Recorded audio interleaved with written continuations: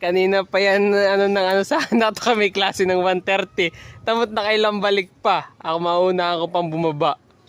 Ay, nako. Kitang-kita dito guys yung dagat.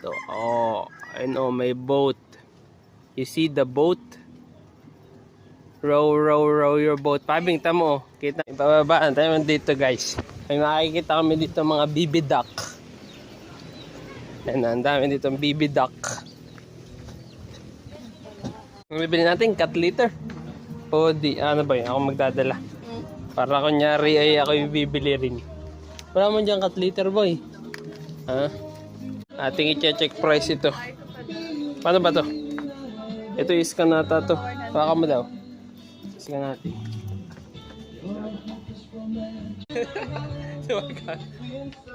Sayang kami po yakit sa taas. Matilapit ka pa dyan. Kaya tayo sa taas. Nakita kami dito ng apron. Sabi ko bumili ng apron para sipaging magdayag. Ayaw naman. Ano yan? So kami nakitang fruit basket lang. Wala kasi sila ng stand. Saka ano, mga pusa niya ay ang babait. Para yung pagkain ay di sick. Nagkabudol-budol na naman.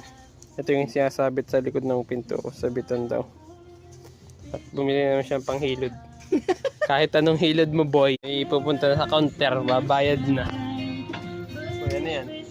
At liter niya, mahal na mahal yung pusa niya. Kasya na kaya to? Kasya na yan. Ay, ang katwira kasi ni Sir. Oh, 500 na. Mahalaga ay na. Last day na. Bingo. 700 boy. May 700. 691. Kami pa Angela Mall na. Titingin na sopa.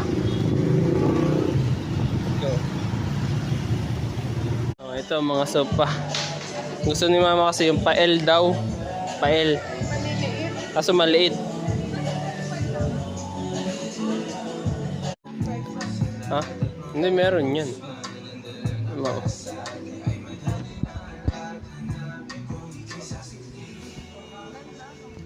Babayad na kami sa cashier. Ano? Turo-turo ka dyan pag ginagalaw.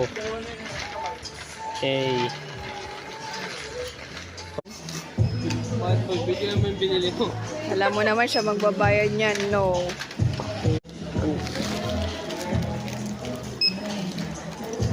Tignan natin kung magkano abutin. Tanan-tanan. Oh, may bulaklak si Pog. Tama si Babeng, oh. Mamaya kainin na daw namin dito.